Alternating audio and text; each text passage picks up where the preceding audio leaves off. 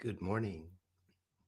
Welcome to our 6 a.m. Pacific time daily moment of spiritual practice, contemplation, and inspiration, borrowed from the book 365 Science of Mind, a year of daily wisdom from Ernest Holmes, who is the founder of Centers for Spiritual Living. I'm using the Kindle version, and I'm enjoying very much watching everybody sign on and see where you're coming from all over. Mm. From the East Coast, Florence, Oregon, more from Oregon, Las Vegas, Cabo, Santa Rosa, Jacinto, Columbia, Maryland. Thank you for coming. Minneapolis, Pennsylvania, Denver.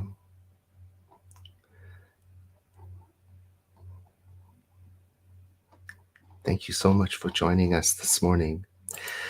We've been going since before the beginning of the year and made a commitment at the beginning of the year to continue through to the end of the year. And today is the 16th of September. And the title of our contemplation and it's the guide for us. This is our compass today if we choose to take it. The idea is I radiate the fullness of life. And then this whole month there is a scriptural quote at the beginning. This morning's quote is from 1 Thessalonians chapter 5. Now, I'm not familiar with this particular rendition, this version. I wonder which version of the Bible it comes from, because it doesn't match what I understand you would find. In fact, I went and looked it up, and yes, it's quite different. It says in the book here, ever follow that which is good.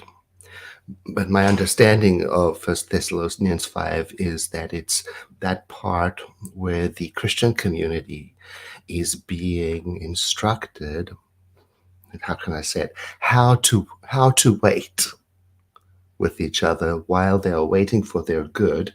And by that, I mean they were expecting their teacher, Jesus of Nazareth, to return.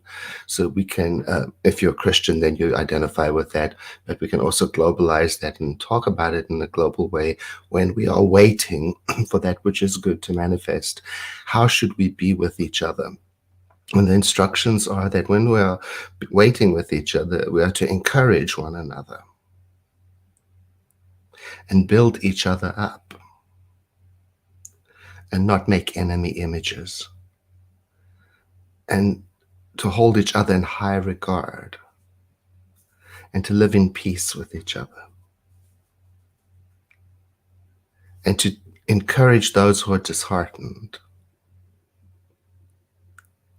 and to help those who cannot help themselves, and to be patient with everyone. And then that brings up to verse 15, where this quote supposedly comes from, and to make sure that nobody pays back wrong for wrong, but always strive to do what is good for each other and for everyone else, and to rejoice and to be in prayer and practice like we are, and to give thanks in all circumstances.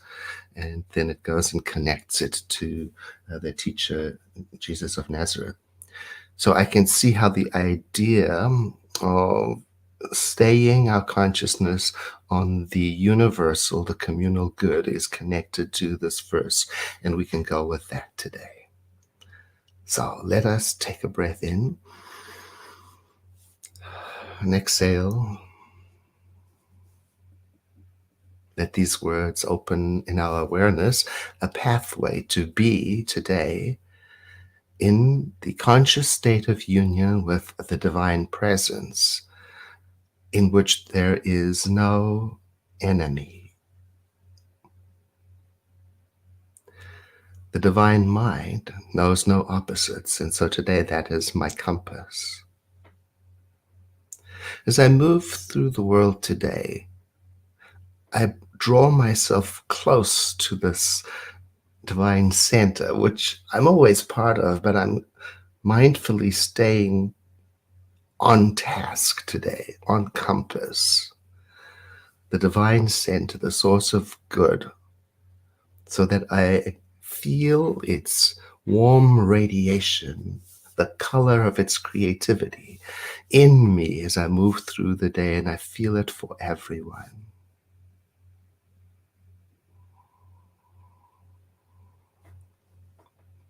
And so I abandon myself today to this presence, meaning I listen and follow. I go the way of good. I ask myself, what would goodness have me do? And I let myself desire good for others. So in this way, whatever is going on in my world or in the world of the people around me, there's some part of me that rests in calm confidence on my behalf, on their behalf. As I watch the world and move through it and participate in it, there's some part of me that remains in calm confidence.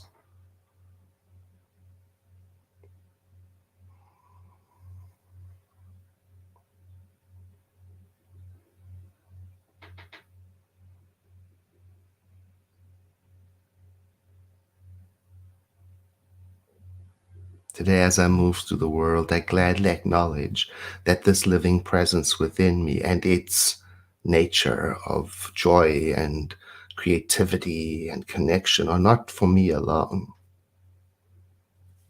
but for all that lives. And so today I mindfully remember to share my good, to scatter it everywhere.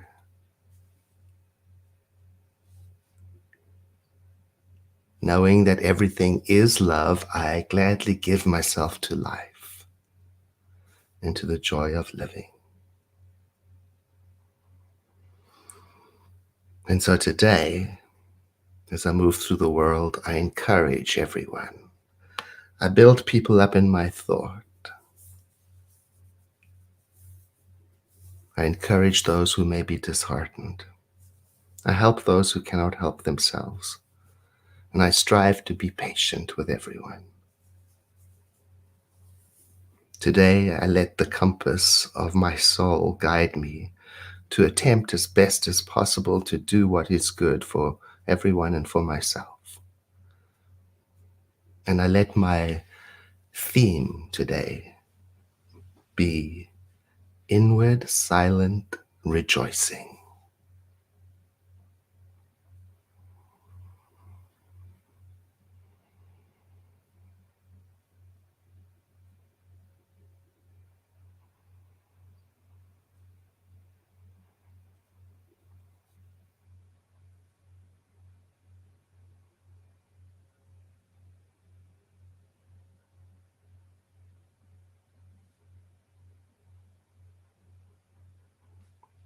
And letting the next breath I take be deeper than the one before. As I exhale, I allow myself to become aware of my environment. Sometimes I take a moment to observe the flame, and sometimes I will just sit here quietly for a while, so that when it is time to get up and engage in whatever is next, I do so carrying some of the contemplation and the memory of being with you in my mental pocket.